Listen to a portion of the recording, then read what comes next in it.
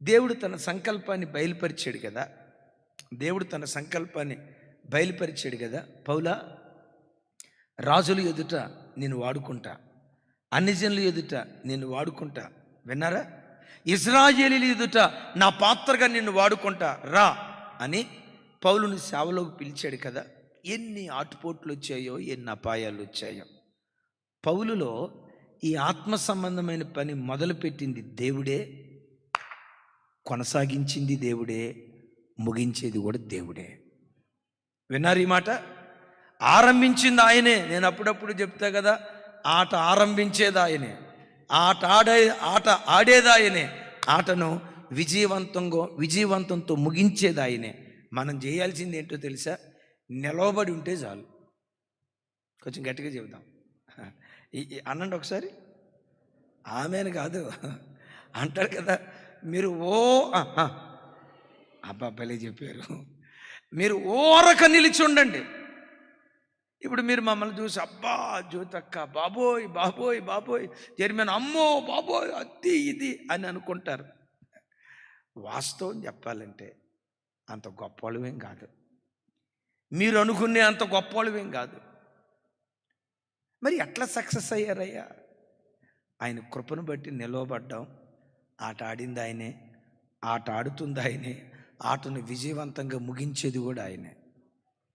నమ్ము, నీలో దేవుడు ఏ విశ్వాస బీజాన్ని నాటాడో దానికి నీళ్లు పోసేది దేవుడే, ఎరువు వేసేది దేవుడే, దాన్ని పెంచి పెద్ద చేసేది దేవుడే, విజయవంతంగా దాన్ని ముగించేది కూడా చెప్పాలి ముగించేది కూడా, మరోసారి చెప్పాలి, ముగించేది కూడా. ఆట ఆరంభించేది ఆయనే, ఆట మొదలు పెట్టేది ఆయనే, ముగించేది ఆయనే. అయితే మన జీవితంలో మనం నేర్చుకోవాల్సింది ఏంటంటే, పౌలు గారు అంటాడు కదా, విశ్వాసమునకు కర్తయు. ఆ మాట చూడండి, 12:1.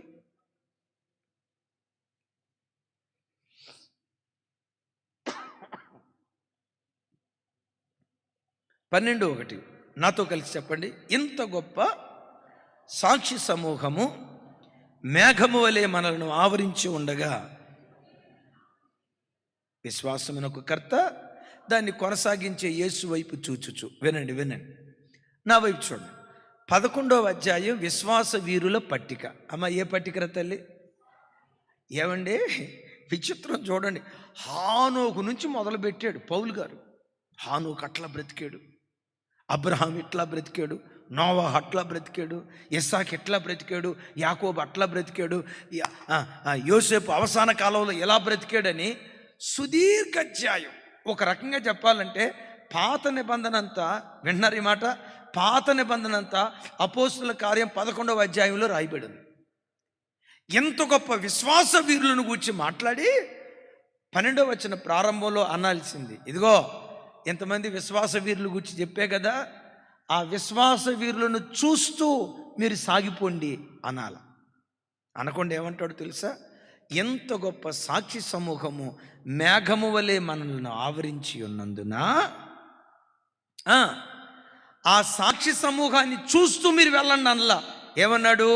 విశ్వాసమునకు కర్తయు, దానిని కొనసాగించు, యేసు వైపు చూచుచు ఈ పరుగు పందెంలో ఓపిక పరిగెత్తండి అంటాడు. కొంచెం గట్టిగా చెప్దాం ఆమేన్. ఎవరి వైపు చూడమన్నాడు అంటే, మన సంఘానికి వచ్చేటప్పుడు సేవకులను చూడొద్దు, తోటి విశ్వాసులను చూడొద్దు. మనిషి ఈరోజు నిలవబడతాడు, రేపు వాడు పడిపోతాడు. ఈరోజు భక్తిగా కనపడతాడు, రేపు భక్తిహీనంగా కనపడతాడు. అయ్యో మేమంత భక్తిపరుడే, నా చర్చికి వెళ్ళాం, ఆయన అట్లా అయిపోయాడే. ఆయన మీద నువ్వు ఆధారపడి కట్టడం కట్టుకుంటే ఆ కట్టడం ఎప్పటికైనా కుప్పలాగా కూలిపోతుంది. నువ్వు చూడాల్సింది యేసును మాత్రమే. నీ గురి యేసు మాత్రమే అయి ఉండాలి.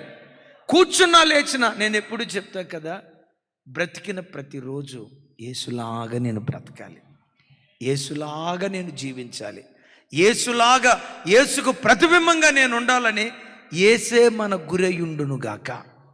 కొంచెం గట్టిగా చెప్దాం.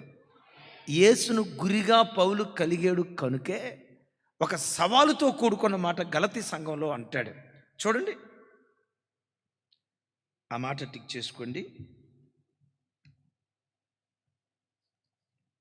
గలతీలకు రాసిన పత్రిక ఒక అద్భుతమైన మాట. 2వ అధ్యాయం 5వ వచనం. 2వ అధ్యాయం 5వ వచనం.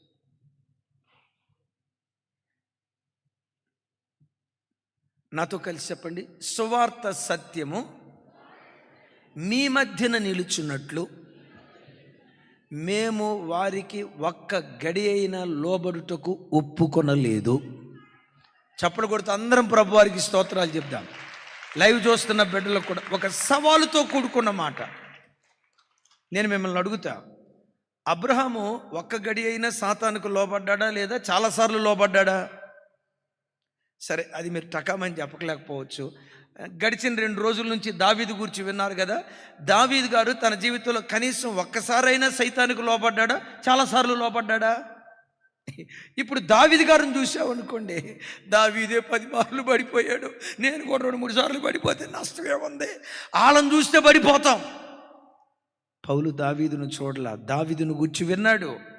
అబ్రహామును చూశాడు, కానీ అబ్రహామును చూసి అలా బ్రతకాలనుకోలేదు. వాళ్ళు మనుషులు, ఏదో ఒక బలహీనతలు ఉన్నాయి, కానీ తన కళ్ళ ముందు ఎవరిని పెట్టుకున్నాడు? నేనంట మిమ్మల్ని అడుగుతా, యేసుక్రీస్తు ప్రభువారు ఎప్పుడైనా పడిపోయాడా?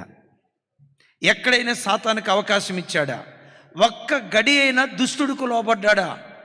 వినండి, యేసుక్రీస్తు వారు ఎక్కడ ఒక్క గడి కూడా దుష్టుడికి లోబడలేదు.